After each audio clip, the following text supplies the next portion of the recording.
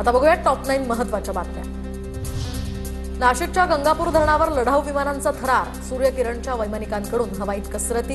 दरम्यान नाशिकात पहिल्यांदाच एकाच वेळी 9 लढाऊ विमानांचं हे उड्डाण।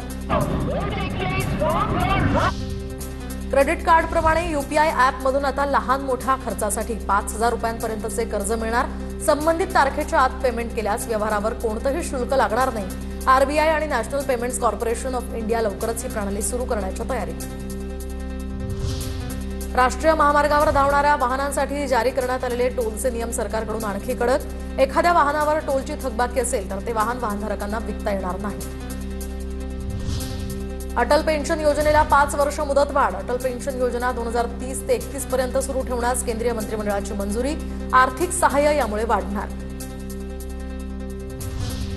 ठाण्यातील डॉक्टर काशीनाथ घाणेकर नाट्यगृह 3 महिने बंद। नाट्यगृहाच्या नूतनीकरणाचं काम हाती घेण्यात येणार। राज्य सरकारकडून 5 कोटी रुपयांचा निधी प्राप्त।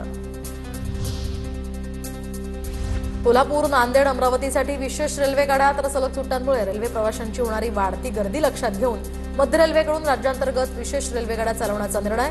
तर 24 जानेवारी रोजी छत्रपती शिवाजी महाराज टर्मिनस ते कोल्हापूर विशेष ट्रेन धावणार। वाशिमसह ग्रामीण भागात अवैध सावकारीच्या पार्श्वभूमीवर दुय्यम निबंधक विभागाची धाड। प्रशासनानं 8 ठिकाणी धाडी टाकल्याची सूत्रांची माहिती। तर दुय्यम निबंधक कार्यालयाच्या अधिकाऱ्यांकडून अवैध सावकारी करणाऱ्या मारुती ठाकरे यांच्या घराची झाडाझडती। छत्तीसगडमध्ये माओवाद्यांकडून गोळ्या झाडून सरपंचांची हत्या। विजापूर तालुक्यातल्या एका ठिकाणची घटना, यामुळे दहशतीचं वातावरण।